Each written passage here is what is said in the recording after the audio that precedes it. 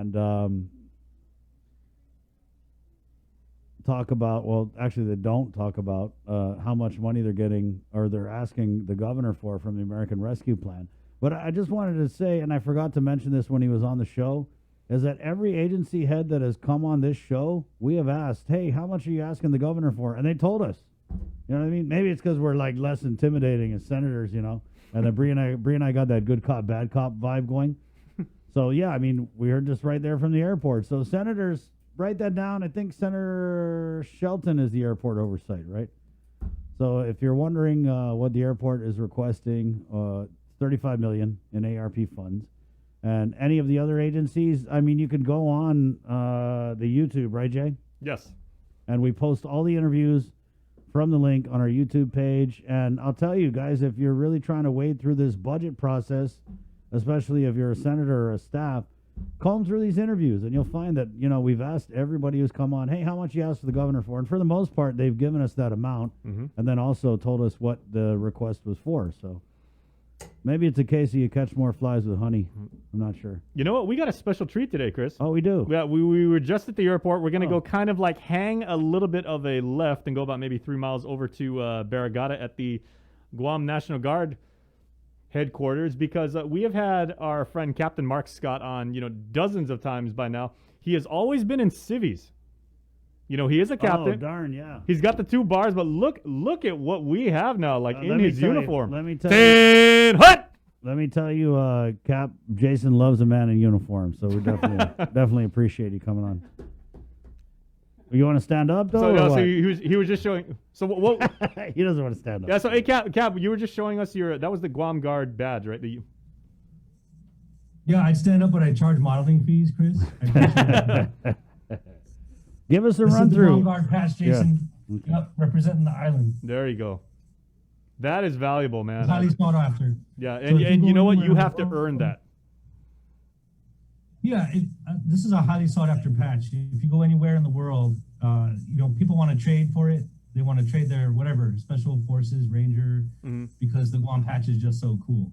Well, can you do? I mean, you can do that obviously informally, and you know, you can have it, you know, exchange with, you know, like your comrades, or even maybe if you work with a military member from like you know, another national military. Obviously, you can't wear it, but you know, when our guardsmen, you know, go out throughout the world and, you know, they perform their duties and everything like that, how sought after is that patch? It's just about as sought after as our barbecue is. So we have a reputation out there. We've deployed a lot over the years. Yeah, thanks. We've deployed a lot over the years, and a lot of people know who we are. Appreciate that. Yeah. And you know, our reputation precedes us, not just for working hard, getting our hands dirty, working like a family, like a team, and barbecuing. But they all want the Guam patch too, because we're just like that. Oh, that's cool. Because I actually had a friend who went to a special forces training, so he was a Green Beret, and he said everywhere he went, people were like, "Dude, let me have your Green Beret." He's like, "No, you have to earn this." Did he let you try it on at least, Jay? No, he's like you can look, but he's like if you touch, you know, you're gonna wake up next Tuesday and you're gonna get your wrist broken in 85 places. You know, Mark, I don't know what to call you, Captain or Mark, because you're in the uniform. It's kind of throwing me off. Always Mark, Chris. Mark, so let me tell you, you know what's funny about the barbecue, because you mentioned like the Guard is so known, right, for the barbecue. Isn't it funny when you go around in the world and you realize how many people never thought to marinate barbecue meat in soy sauce and vinegar? Isn't it crazy? Yeah, it's the simplest thing, but it's just the best. I know. It's like it blows a lot of people's minds. Yeah. These 2 ingredients made that magic. They're like, "Oh, what is that? What is that, man? What is that? What kind of spice you putting in there?" Dude, it's soy sauce and vinegar and onion. Oh, you actually tell them? I tell them it's an ancient tomorrow secret. Oh, there you go. I got to start saying that. 9 o'clock. So you guys have you came out with a release yesterday, and I kind of like the way this sounds. It's the Vaccination Strike Team. That's bad, isn't it? That's cool. Was that your idea? I know. I wish. The Task Force Medical came up with it. I just ran with it. There you go. But you know, it markets well, and it kind of reflects what we want to do is lean forward and stay aggressive. So now that the numbers at the clinic, the field house clinic, have stabilized, dropped a little bit, you know, we don't like to sit around and be idle and watch people work for our money. So we're leaning forward and we're reaching out to the community. And the way it works is, Chris, if you have an agency a government agency or a business or even a community organization with about 50 people or more, don't call us for like 10 people, please. But if you got a group of people and you want us to come to you, just give us a call. We can accommodate you. We'll make it safe. We'll make it sanitary. We'll make it more convenient for you and your employees, even your employees' families. We can all work out the details and the logistics. Just give us a call. We'll come to you. And I can give you that number too, Chris, if you let me. Yeah, of course. No, give me the number, Mark. Yeah. I don't want it. No, we're good. All right, never mind then. Yeah. Have a good day. What is it? No, it's 682-2172. And Again, if you have a group of 50, agency, business, whatever, call 682-2172. There's a poor lieutenant who was issued that phone. She has to answer it. And she'll talk you through the scheduling and the logistics. So Is there it's just what- another way for us, Chris, to help keep the community safe, meet the governor's goals of getting herd immunity and doing our part. so let me just get this straight as a rewind, because I was looking at the Facebook when you said it. So the Vax Strike Team is basically any business group, organization of 50 people or more. They call this number, they register or whatever, and then you send the strike team out to their location and put all those needles in the arms? Yeah. Hey, Joe, sir, can you turn up Chris a little bit? I have a hard time hearing him, but it might just be my ears. It's probably Yeah. 'cause- Thanks, Joe, sir. I think you said it right. I appreciate that. Yeah. Yeah. If you have a business, agency, community group of about 50 or more, if it's 49, we're not going to shut it down, right? Yeah. Give us a call. You can hit up that phone number, 682-2172. You can DM me on Instagram or Facebook at the Guam National Guard, and we'll just link you up with a team. They'll talk to you. You know, if you got a parking lot, they'll come survey it. We'll look at the logistics and see how the traffic would best flow. We've been at places like the mall. We've been at the port. We've done 15 of these so far, vaccinated about 1,500 people. So we understand not everyone wants to take off and go through the hassle of the field house. It'd be more convenient to come to you than just give us a call. What's the turnaround time, Mark? Or is this something, I mean, because it's relatively new. You've mentioned you did it 15 other times before, but it wasn't exactly through this process, right, of the Vax Strike Team where you call the number and the register and all that? Yeah, we like to do like pilots and test runs first, just to make sure we don't step on our own toes. So we've tried it out enough to know that we can make it work. The team has well rehearsed, and everything's in boxes. They get the call. The turnaround time, Chris, will depend on how many requests we have. So it will probably change. Obviously, the long line is may wait a little bit longer. Right. But right now, it's just a few days. It's not that long. They take those boxes and they roll out and they set up canopies. They got music on Bluetooth, and they'll have a good time for you and your staff. Refreshments? Let's go, Chris. Let's go bring a cooler. Right on. I'll bring the cooler. You can buy the drinks. Can you get me on base? Wait a second. Bring the cooler over. No, I know you guys got big coolers at the Guard there. Mark, so how many? I can get. Go ahead. How many calls have you guys got? So you stood this up, what, yesterday, the day before? The phone number first published in the JIC, I'm going to say 2 days ago. Okay. I don't know how many calls she got, but we'll see after today. Right. She's probably going to get a bunch. So I know there's a lot of community, there's community groups out there, like we did a Palauan community group.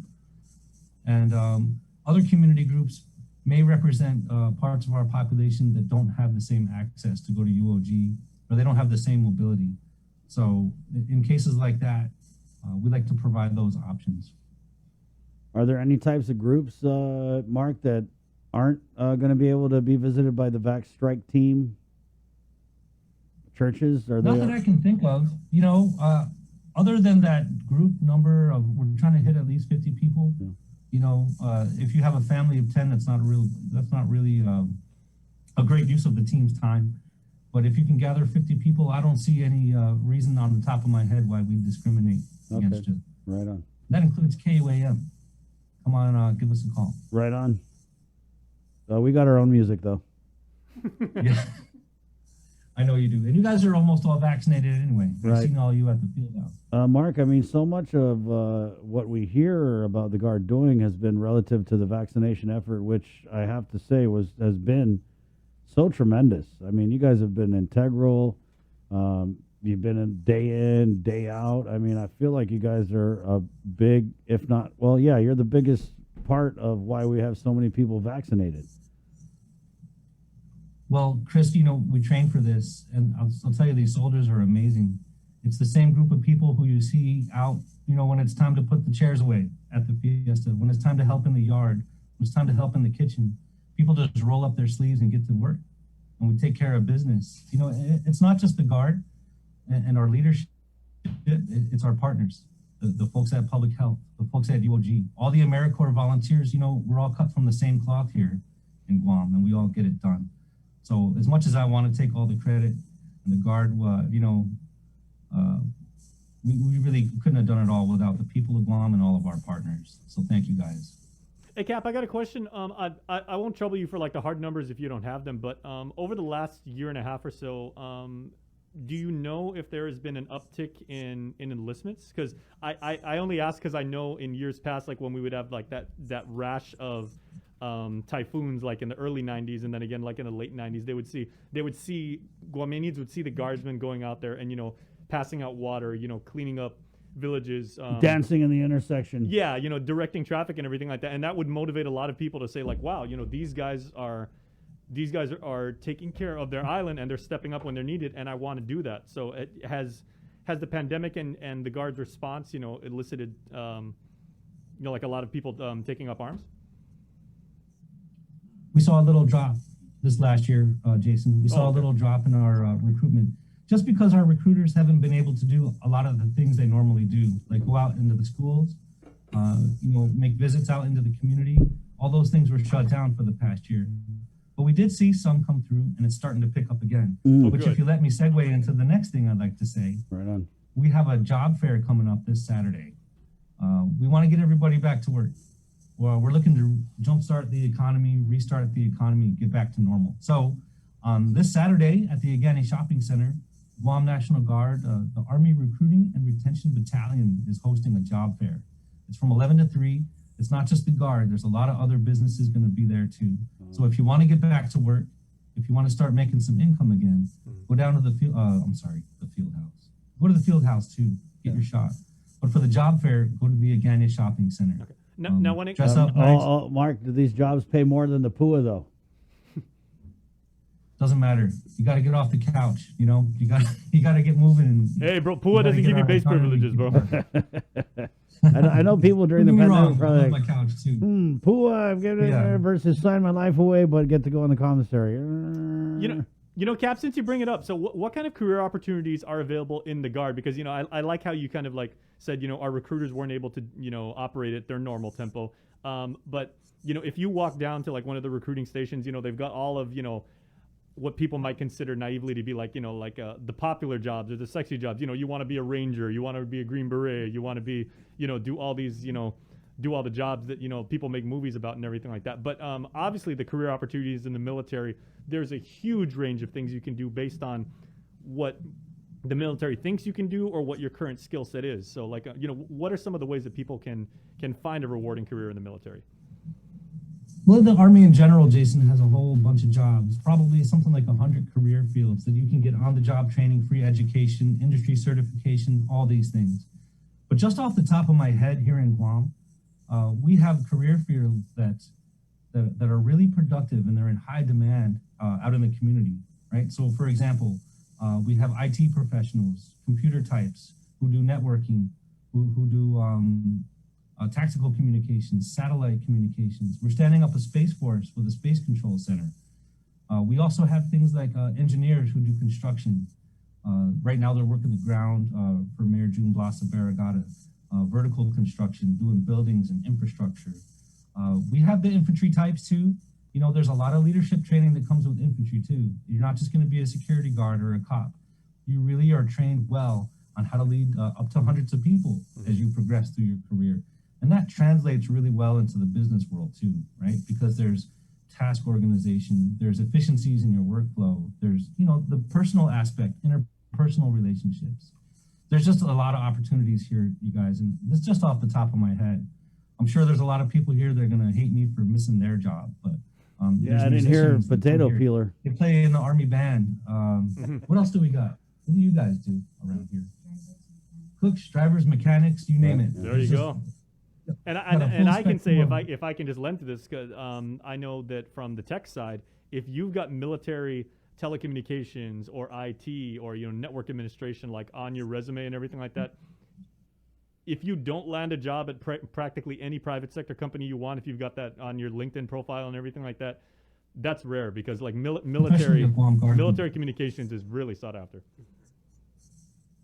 Yeah. Oh, I'm sorry. I think we had a little glitch, but I think I know where you were going, Jason, and you're right. Employers know that when they get a military applicant, you're getting someone who has some leadership training, some discipline. There's got to be some ambition for you to raise your hand and join this thing and do the difficult things that it takes, right? So right on the baseline, you're getting someone who has the makings of a good employee. You add to that, a security clearance, which means a lot. You add to that the free education benefits, which the military offers. And it's like you're getting a professional right off the ground, in other words. All right, we're going to have to send you a bill for a commercial in a second. But it's going Saturday, they might right? make me a recruiter after this. Who knows? Right, I know. Saturday at Gani Shopping Center, did you say 11 to 3? Yep, 11 to 3, dress up nice, bring your resume, be prepared to interview, and let's get back to work. Right. Plus, on. you get that snazzy uniform that Cap's rocking right now. See a day. You know what I'm saying? Right here? It's a large now, but I still rock it. Yeah, I saw you in the Payless parking lot one time. That's why I asked you to stand up. Yeah. All right, Hey guys, Cap. thanks for having me on. Of Appreciate course, what you all always, do. yeah. Thanks to the Keep in people touch. involved. Shoot, my friend. All right. There you go, Captain Have a Mark good one. Scott, the Guam Guard. Always a good talk. I think that's the 912. first time we've seen him in his uniform. that we've had him on the Yeah, show. I think so. We're going to take a break, and we're coming back with drive-by shooting in Agania Heights. Or is it Tutuhan, or was it? No, they said they're not going to change it. Oh, yeah, they were mad about that. The survey said they don't want to change it. Right, yep. I think even former Governor Gutierrez commented on our KUAM News Facebook article about the place name changes for Agania Heights, and he said, leave us alone or something. I mean, yeah, it was crazy. I was like, that's the governor's Facebook? Yeah, okay.